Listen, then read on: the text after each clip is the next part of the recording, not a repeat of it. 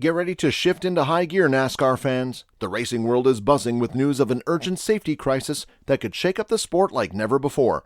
Superstar driver Chase Elliot is speaking out and raising some serious red flags after analyzing photos and data from the recent Kyle Larson-Ryan Preece crash at Talladega. Are the powers that be at NASCAR taking this seriously, and what do they have to say? You won't want to miss a minute of the action, so hit that subscribe button and buckle up as NASCAR Zone brings you all the latest updates and insights on this game-changing situation. Chase Elliot, the most well-known racer in the sport, has always been one to let his consistent performance do the talking rather than being overly vocal in the pits. However, in recent years, the Hendrick Motorsports driver has become increasingly outspoken, sharing his opinions on the next-gen car's performance and safety concerns for drivers. At Dover on Saturday, the Cup Series defending champion spoke with the media about the car's recent issues, which arose in the violent Talladega crash involving his teammate Kyle Larson and Ryan Preece. Elliot acknowledged that the crash concerned him on many levels. During last year's September race in Texas, Chase Elliot encountered two issues with the next-gen car, including a blown tire and a car fire. The following weekend at Talladega, he was asked about safety in the car after another driver suffered a concussion. This came just days after Alex Bowman was ruled out of the Texas race due to a seemingly minor rear hit, causing a concussion. Elliot stated, "We shouldn't have been in this position in the first place to need to move forward. We should have taken advantage of the opportunity to purchase a new car when it became available instead of passing it up. We have access to years of knowledge and expertise, as well as time spent racing and crashing these cars, and teams working on and building them." Chase Elliot expressed disbelief, stating, "It's unbelievable that we have something as advanced as the 2022 car, which incorporates the expertise and experience of numerous talented individuals in the sport, and yet we're allowing it to regress." He specifically mentioned safety, expressing surprise that despite our best efforts to prevent such incidents, we still allow them to occur. The crucial question now is, how do we progress from here? We must ensure that we are making the right choices to enhance what we currently have and avoid situations like the ones that happened to Alex and Kurt. During the recent Dover race, Elliot expressed his worries. During the off-season, NASCAR made adjustments to the car's rear clip to make it more likely to crumple in the event of an impact. In 2023, there have been no rear impact issues reported so far. While this is a positive step, last weekend's horrific crash between Larson and Preece at Talladega exposed other vulnerable areas, specifically the front of the cars and the passenger side door.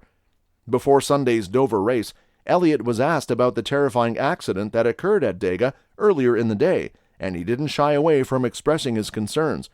"It's not ideal, is it? At the end of the day, that's what matters. I haven't seen it in person yet. We're putting Loudon through its paces this week. I wasn't at the shop on Monday, but from what I've heard and seen in the photos, it's definitely worrisome on multiple levels," he said. "That's not what I was hoping for. Personally, this time last year I was thinking, well, we're not worried about the smaller hits, but we're preparing for a larger one. And from what I've heard, he was only going 130, so what happens if he's going 180 or 160? I have no doubt that this is a cause for concern, but I also think that we need to have a more in-depth discussion about how to move forward beyond this room. That way, we can make progress and be constructive about it, rather than me just sitting here and complaining." What are your thoughts on Chase Elliott's concerns about safety? Let us know in the comments section below. Be sure to hit the bell button and subscribe to our channel to get the latest updates. Let's examine the Dover accident that brought Kyle Larson's day to an end. At Dover Motor Speedway, the NASCAR Cup defending champion Kyle Larson had an unfortunate experience. Just before lap 81, Brennan Poole collided with him, and he finished in 32nd place, which was a disappointment. The fact that he was driving one of the fastest cars on the track made Larson's day even more disheartening. The number 5 Chevy Camaro ZL1 had overcome similar challenges in the previous week's race at Talladega.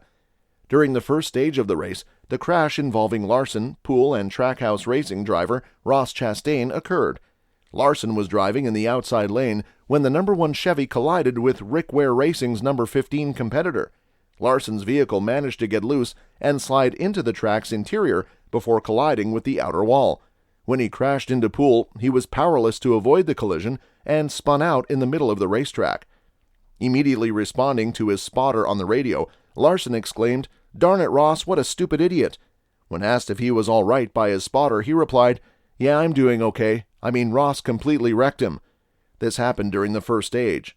Later on, he inquired with his spotter about Poole's condition, to which his spotter replied, yes, he was destroyed for no reason.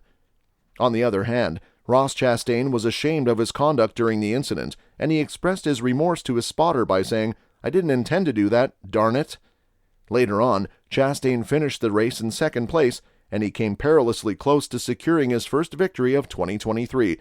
Martin Truex Jr. won the race with a narrow margin of .505 seconds.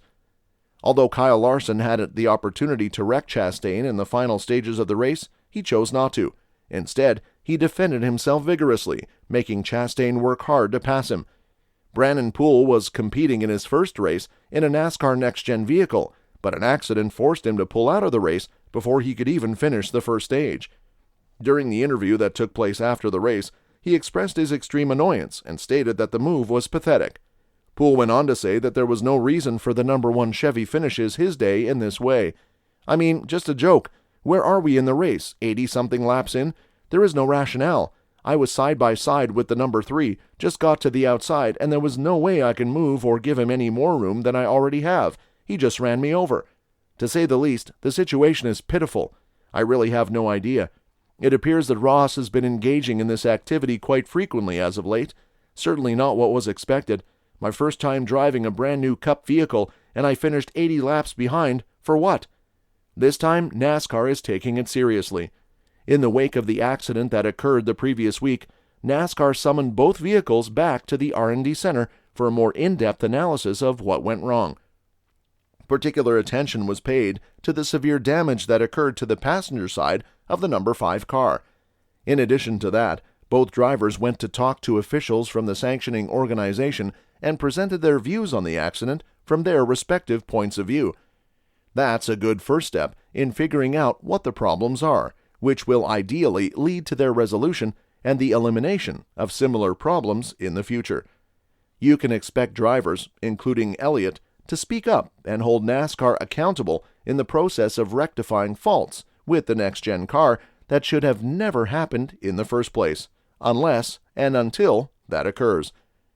Thanks for tuning in to today's NASCAR update. We hope you found it informative and entertaining.